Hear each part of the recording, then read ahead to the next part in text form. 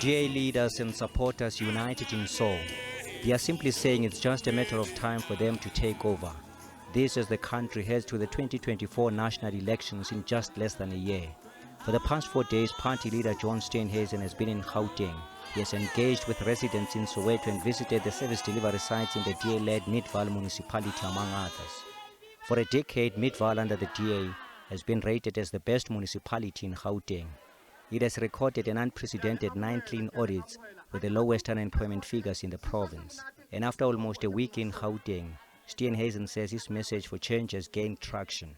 I think people are desperate for some form of change, and they've been very, very receptive. And of course, with us now, for the first time since 1994, being able to offer a viable pathway to victory through the Moonshot Pact, where 35% of the vote in the last election went to the non-ANC EFF opposition, and we can grow that, I believe, to get a new majority in the next election in South Africa.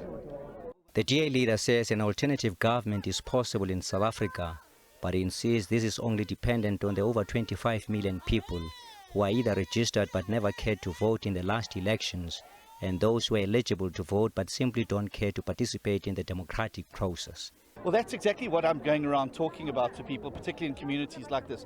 13 million people not registered to vote.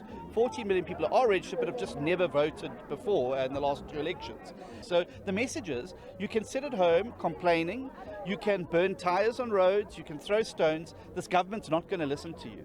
The only time this government's going to listen to you is when you use the most powerful tool that you have in any democracy, which is your vote. And the DA leadership in Gauteng says it has a plan to turn the province around. We want to improve our infrastructure. Right now, municipalities are sitting without water in certain instances. There's no plan to ensure that we have electricity outside of Eskom.